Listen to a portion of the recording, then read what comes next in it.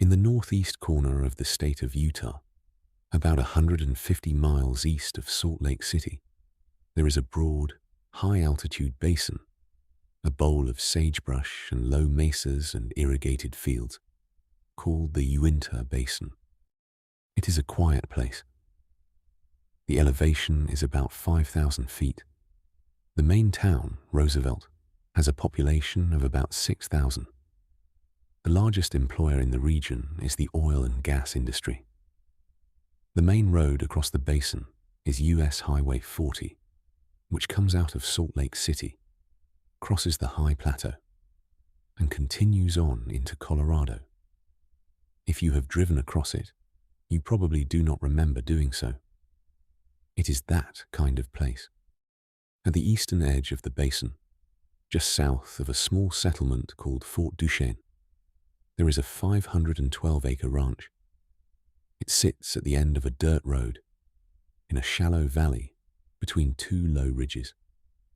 It has a ranch house, some outbuildings, and pasture.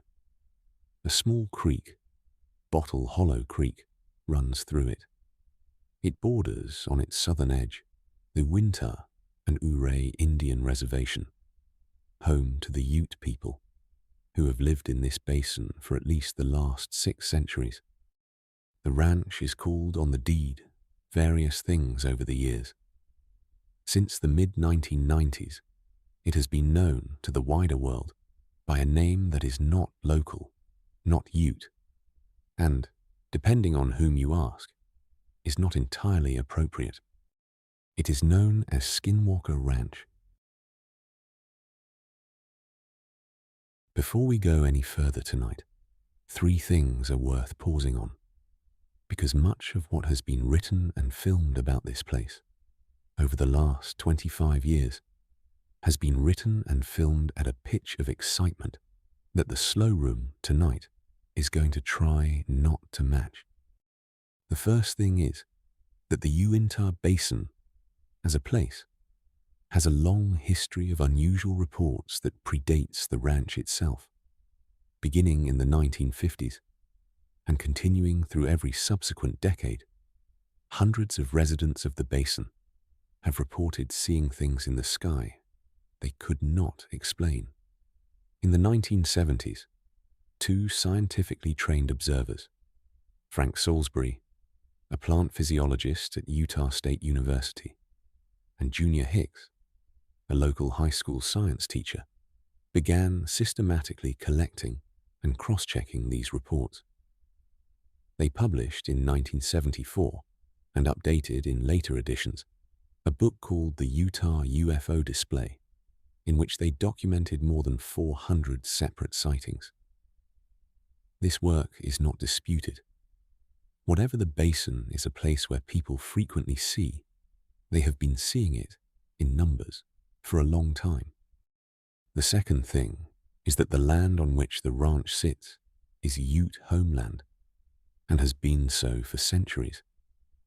And the Ute Nation's oral tradition, according to interviews conducted in the 1990s by the biochemist Colm Kelleher and the journalist George Knapp, contains a specific caution about the strip of land on which the ranch sits.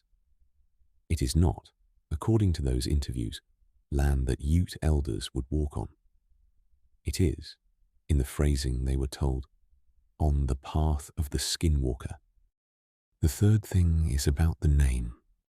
Skinwalker, or in the Navajo language, Yi naaldlooshii, meaning literally, with it, he goes on all fours, is a specific figure in the Navajo tradition.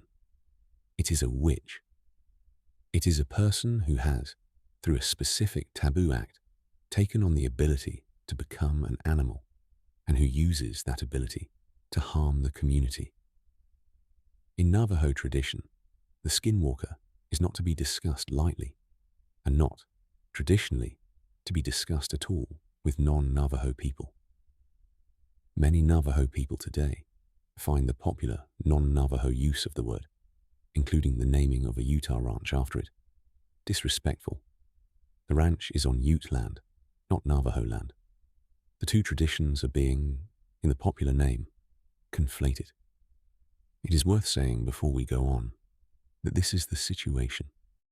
We are going to use the ranch's popular name in this episode because that is the name under which the case is known. But we are not going to pretend that the name is a neutral or a settled thing.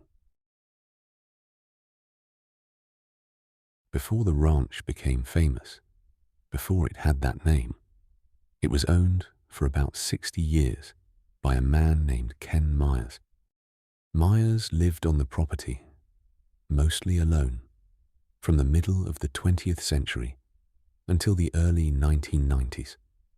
According to Kelleher and Knapp's interviews with his family after his death, Myers had a very particular habit. The doors of his house were, at all times, locked with 3 deadbolts from the inside. His family, when asked why, said that Myers had never really explained it. He simply had, throughout his life, some concern about what might come inside. Kelleher and Knapp's account of Ken Myers's precautions is a single-source claim. It comes from family recollections, decades after the fact. It is worth flagging, but it is also the only account we have of what the ranch had been like in the decades before it became a news story. When Myers died in 1992, the property passed briefly through the local estate market, and in 1994 it was bought for about $200,000 by a family that would only later be identified as Terry and Gwen Sherman and their 2 children, moving in from a neighboring state to raise cattle.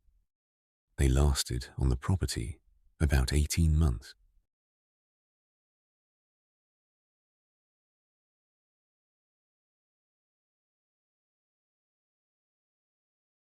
The Shermans moved to the ranch in the summer of 1994. They intended, as many buyers of Utah pasture land intend, to raise cattle. Terry Sherman had grown up in ranching. He knew the work. Very quickly, according to the accounts they later gave, very quickly, the Shermans began to notice that the ranch was not what they had expected. On the first day, according to Terry's later interview with George Knapp, they saw a wolf, or something like a wolf. It was walking on the property in daylight, unafraid of humans, unusually large. It approached the family calmly.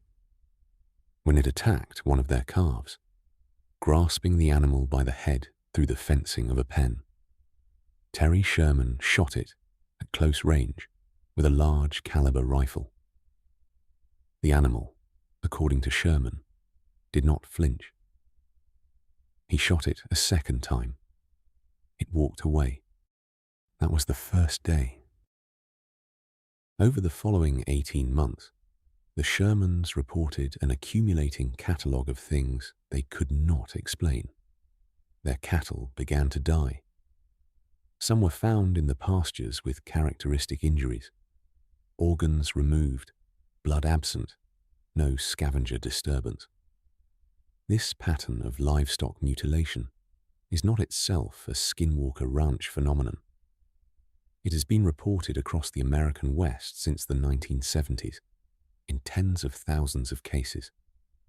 Explanations range from cults, to predators, to natural post-mortem processes, to, in the more speculative literature, unknown agents.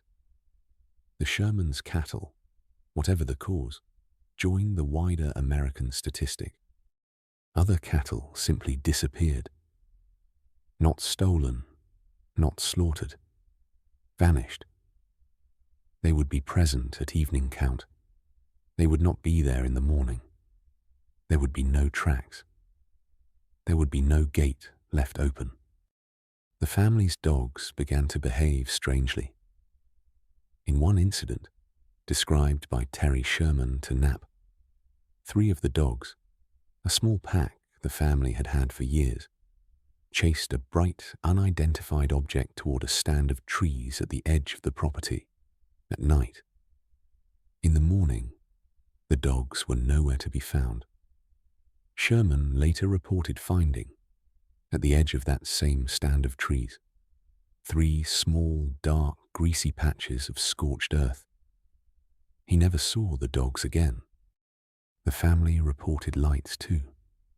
Small, self-luminous, sometimes colored, sometimes silent, sometimes accompanied by a low humming, sometimes in the pastures at night, sometimes, alarmingly, inside the barns. They reported perfectly circular, flattened patches in the grass. They reported strange impressions in the soil. They reported feeling watched, a persistent, low-grade feeling of being observed that they could not attribute to any obvious source.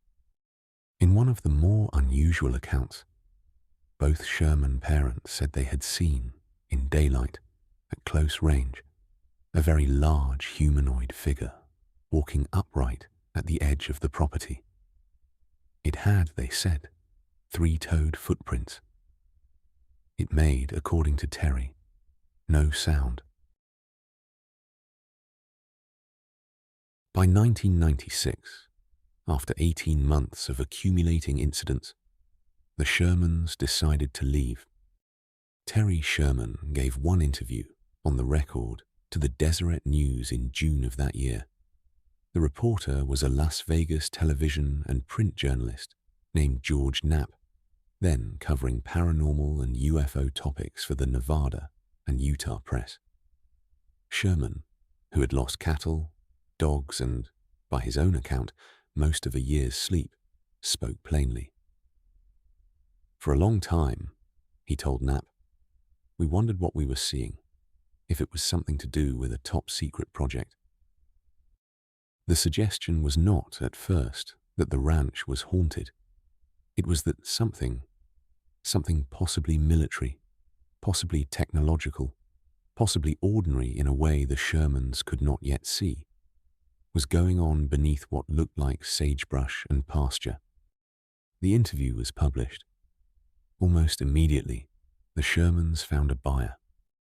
The buyer was a Las Vegas businessman named Robert Bigelow.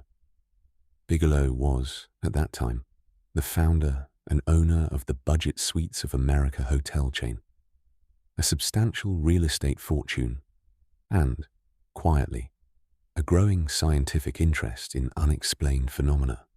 He had recently, in the previous year, founded a small private research organization called the National Institute for Discovery Science. The Shermans sold the ranch to Bigelow's Institute in the autumn of 1996 for something close to the price they had paid for it. They stayed on for a period as caretakers, and a very unusual 8-year period of scientific work, quiet, private, and in the end, largely inconclusive, began.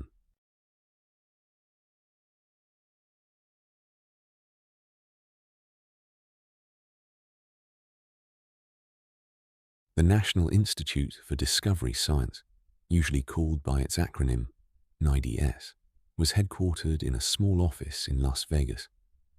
It was funded entirely, over its lifetime, by Robert Bigelow.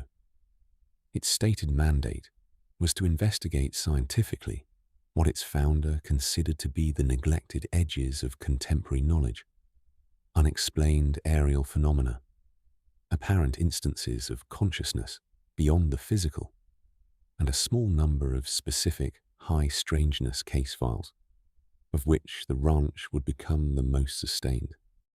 The scientific advisory board that Bigelow assembled for NIDS was, given the topic, unusually credentialed. It included Jacques Vallée, the French-American computer scientist who had, in the 1960s, worked with the astronomer J. Allen Hynek on the U.S. Air Force's Project Blue Book, and who had gone on to become one of the most sober and philosophically careful commentators on unidentified aerial phenomena worldwide. It included Harold Puthoff, a physicist who had been, in the 1970s, involved with the Stanford Research Institute's remote viewing program on behalf of the CIA. It included Colonel John Alexander, a retired U.S. Army officer with a long background in non-lethal weapons research. It included Colm Kelleher, an Irish-born biochemist with a PhD from Trinity College Dublin. It included the theoretical physicist Eric Davis. It included, for a time, the Harvard psychiatrist John Mack. These were, whatever one thinks of the topic, not fringe figures. They had, between them, decades of institutional and academic experience. And in the autumn of 1996, they went, quietly, to work. The work took the form, over the following 8 years, of a rotating on-site presence at the ranch. Scientists came out from Las Vegas in shifts, usually for stays of a week or two. They installed instrumentation, magnetometers, radiation counters, infrared cameras, motion sensors. They kept logs. They conducted interviews with the Sherman family, who continued to live on the property as caretakers for a period, and later with the further staff Bigelow brought on.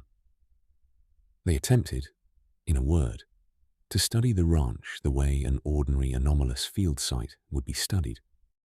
They compiled their findings in 2005 in a book called Hunt for the Skinwalker, co-authored by Colm Kelleher, the biochemist who had served as NIDS's science director on the property, and George Knapp, the journalist who had first reported the story. The book is, effectively, the primary account of the NIDS years. Everything anyone knows about what was reported at the ranch during that period comes, in one way or another, through it. The catalogue in the book is long. It includes anomalous lights, orbs of various colours, seen at various times, by more than one witness at once. It includes apparent structured craft observed at low altitude. It includes very large animals, bear-like, canid-like, occasionally winged, encountered at close range by staff who then, in some cases, fired at them and reported no visible effect.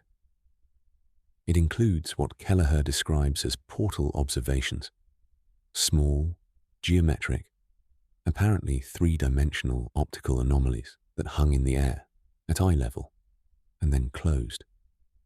It includes biological effects on staff, reported temporary blindness, patches of skin that reddened as if sunburned, migraines that arrived without warning and lifted at the property line. And it includes, again and again, the same frustrating pattern. Cameras that had been working continuously for weeks would fail, silently, in the exact 5-minute window in which an event took place.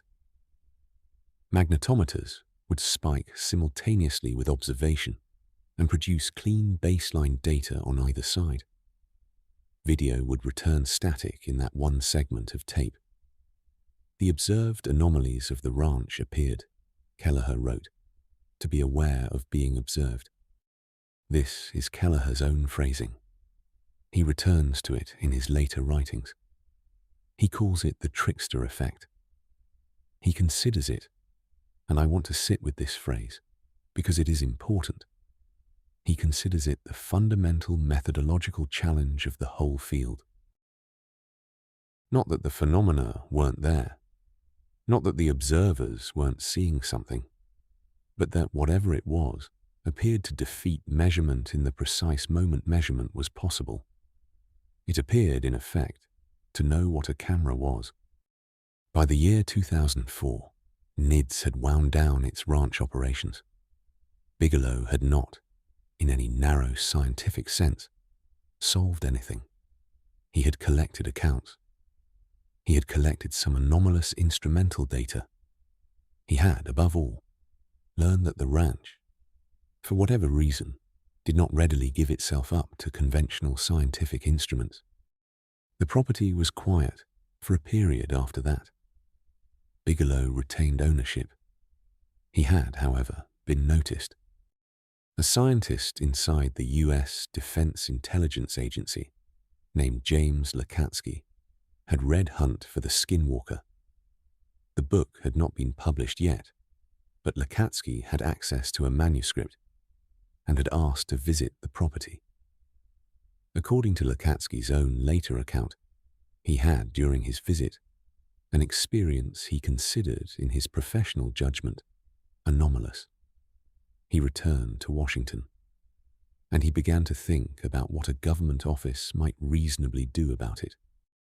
That is how the ranch came, in 2007, to the attention of a small group of United States senators.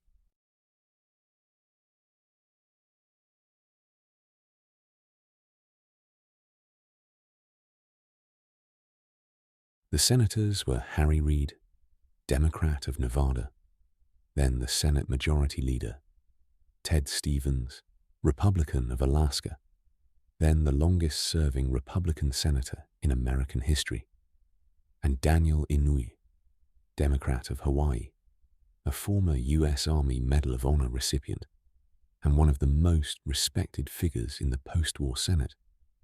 All three sat on the Senate Appropriations Committee. All three had, over the years, developed some measure of personal or professional interest in the question of unidentified aerial phenomena. In 2007, at Reid's initiative, and with the support of Stevens and Inouye, the three senators arranged for the inclusion, in the classified portion of the Department of Defense appropriation, of a line item of $22 million. The line was for a program the language of which was deliberately opaque. It was to be run through the Defense Intelligence Agency. Its name was the Advanced Aerospace Weapon System Applications Program, AAWSAP. The following year, in 2008, the DIA put out a formal solicitation for the contract to conduct AAWSAP. The solicitation was, by design, very specific in its requirements. The only company in the country that could realistically meet those requirements was Bigelow Aerospace Advanced Space Studies, a research subsidiary of Robert Bigelow's aerospace company. BOSS was awarded the contract, and a considerable portion of the $22 million over the following 4 years was spent on continued, deeper, better funded, better instrumented scientific investigation of the ranch. Colm Kelleher, who had been NIDS's science director, was retained as BOSS's science director. James Lacatski, the DIA scientist who had brought the file to Reid, oversaw the program from Washington. The two of them, together with George Knapp, would later, in 2021, publish a book about the AAWSAP era. It is called Skinwalkers at the Pentagon. It is, along with the earlier NIDS book, the primary insider account. The AAWSAP era produced on the record 3 things. The first, which is a matter of documented public record, is a series of 38 technical papers released by the Defense Intelligence Agency under a Freedom of Information Act request in January of 2018 on topics that ranged in equal measure from the plausible to the very speculative. Warp drive theory, traversable wormholes, metamaterials with anomalous properties, the physics of invisibility cloaking, the neurology of anomalous consciousness effects. These papers are called Defense Intelligence Reference Documents, or DIRDs. They are, whatever one makes of their content, real United States government documents, funded through a real appropriation, produced by contracted scientists. They are available now, publicly, on the website of the Federation of American Scientists. The second thing AAWSAP produced was, according to the Kelleher Lacatski Nap book, continued and expanded investigation of the ranch itself, with a professional intelligence community rigor that NIDS had not been able to bring to the property. Newer instruments, longer stays, a larger rotating team. And the third thing AAWSAP produced was, and this is the most difficult claim in the entire literature, what Kelleher and Lacatski call the hitchhiker effect. According to their account, personnel who had worked at the ranch and who then returned home to their families in other parts of the country began to report anomalous events at those homes.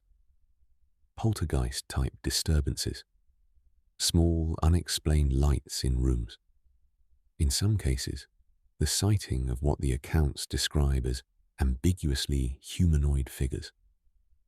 Investigators, in Kelleher's telling, appeared to be, in some way, taking the phenomena with them. I want to be careful here. This is a single source claim from a single book. It is not corroborated by external documentation. It is described by the AAWSAP investigators themselves as one of the most methodologically disturbing findings of the entire program. Whether it happened in the way they describe it is not something an outside observer can currently verify. It is what they say happened. It is on the record. It has not, to my knowledge, been retracted. AAWSAP was wound down, quietly, in 2012. Reed had, by then, lost some of the political capital that had made the program possible. The classified conclusions of the program have never been publicly released. Kelleher and Lacatski have written, in general terms, about what they think the program found. The DIA, formally, has not. In December of 2017, the New York Times published, under the bylines of Helene Cooper, Ralph Blumenthal, and Leslie Kean, a long article that, for the first time, revealed to a general readership that the United States Department of Defense had, from 2007 to 2012, run a small, quiet program to investigate unidentified aerial phenomena. The article named the $22 million appropriation. It named Reed.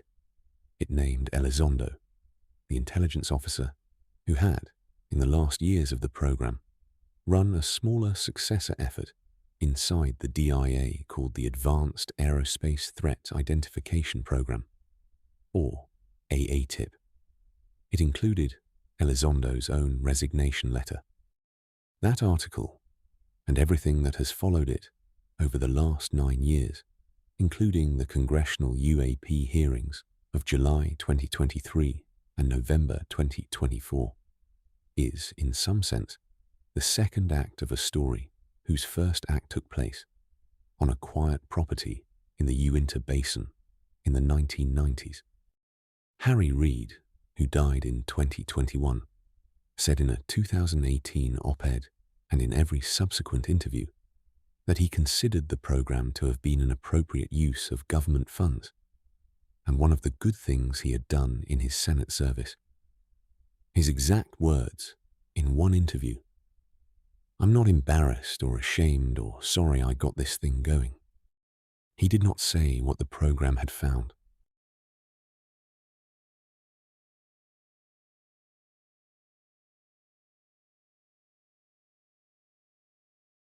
In April of 2016, Robert Bigelow sold Skinwalker Ranch. The buyer was a Utah commercial real estate developer named Brandon Fugal. Fugal is the chairman of Colliers International in Utah. He is a devout member of the Church of Jesus Christ of Latter-day Saints. He had, before the purchase, no public association with the field of unexplained phenomena. He bought the property, by his own account, out of curiosity about what NIDS and AAWSAP had failed to definitively resolve. Since 2016, Fugal has continued the scientific investigation with a rotating team of researchers that has included, among others, the physicist Travis Taylor, who has worked in his day job on advanced weapons research for the US Department of Defense, and a full-time principal investigator named Eric Bard, who has been on the property continuously since the purchase. Beginning in 2020, Fugal has also allowed a substantial portion of that investigation to be filmed for the History Channel series The Secret of Skinwalker Ranch, which is now in its 7th season. The show is, as television, what it is. It is at a pitch that this episode deliberately has not been. But underneath the television, and this is important, the actual investigators have been collecting, for 9 years now, a very large body of instrumented data. Radiation counters, magnetometers, broadband radio frequency detectors, infrared cameras, ionizing radiation sensors. In January of 2026, a few months ago, at the time of the recording of this episode, the Fugal-era investigators published a technical paper in the Journal of Scientific Exploration, presenting 3 field seasons of that instrumented data. It documents, they claim, statistically significant correlations between visually reported anomalous events on the property and simultaneous spikes in ionizing radiation, in electromagnetic field strength, in infrasound. The paper is peer-reviewed. The journal is a peer-reviewed one. It is also, one should say clearly, a journal that specializes in the kind of anomalous phenomena mainstream physics journals do not, as a rule, publish. It is not Nature. It is not Physical Review. But it is, at least, a professional venue with a review process, and the paper is now publicly available. Whether what it documents is what its authors claim it documents is a question that will be worked out, if it is worked out, over the coming decade of follow-up work. Fugal himself has said, on the record, in interviews with a range of publications, that he arrived at the ranch a skeptic, and that he has, since arriving, had personal experiences that he cannot explain. He does not commit, publicly, to any theoretical framework. He does not say that the phenomena are extraterrestrial. He does not say that they are interdimensional. He does not say that they are the skinwalker of Ute or Navajo tradition. He says only that they appear to be real, that they resist the instruments he has thrown at them, and that he does not know what they are. Which is, in some sense, where every serious investigator of the ranch, from Terry Sherman to Robert Bigelow to Colm Kelleher to James Lacatski to Brandon Fugal, has ended up. There are, tonight, some questions worth naming. The first is why, in a basin already known for decades of unexplained aerial reports, as Frank Salisbury and Junior Hicks documented in the 1970s, the phenomena would cluster on this particular 500-acre property, rather than diffuse across the whole basin. There is no easy answer to that. It may be that they don't.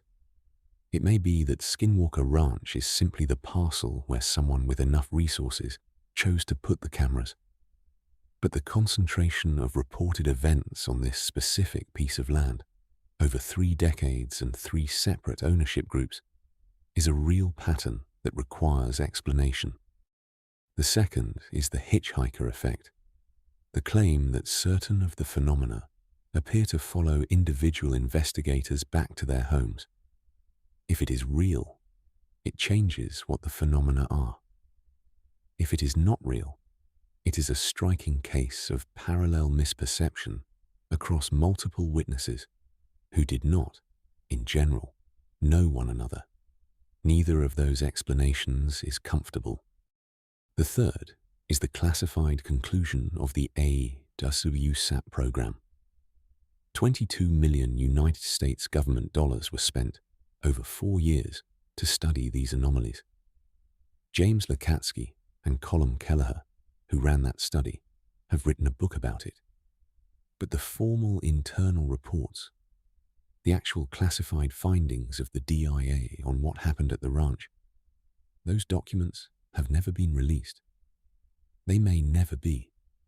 Whether they contain, in professional intelligence community language, an assessment that would change the way most of us think about the world, or an assessment that says we found nothing, is not known to anyone outside the small circle who has read them. The fourth is the cultural one. The land is Ute land. It sits, as the Ute community members interviewed by Kelleher and Knapp told them 30 years ago, in a place their tradition warned about. It bears a Navajo name that is not, in the Navajo tradition, meant to be spoken about openly. That the ranch is now the site of a US government research program and a History Channel television series and thousands of hours of foreign scientific fieldwork does not change any of that. Whatever else Skinwalker Ranch is, it is a place with prior residents whose warnings about it long predate any camera anyone has ever set up on it. We do not, at the recording of this episode, know what is happening at Skinwalker Ranch. We know that some things are being reported. We know that some of those things have been reported for a very long time. We know that a series of increasingly resourced investigators, a family, a private institute, a defense intelligence agency contractor, and a real estate developer with a television crew, have all, at the end of their tenures, said essentially the same thing. They have said that something is there. They have said that it does not readily give itself up to conventional measurement. They have said that when it appears, they are usually not able to record it, and that, when it appears to a person, that person's account is very hard to prove and very hard to dismiss, which is, on reflection, not so different from a great many things that have been reported by human beings. In many cultures, in many centuries, in many kinds of quiet places at the edges of settled land, the Ute called it, in their own tradition, the path of the skinwalker. They were, in a sense, warning about it long before any American ranchers or Nevada businessmen or Washington bureaucrats or Utah developers had ever heard of it. The Uintah Basin tonight is quiet. It usually is. The traffic on Highway 40 is light. The ranch is closed to the public. Instruments continue to record. Personnel continue to rotate through. The next paper is being written. Whatever is there is apparently in no hurry.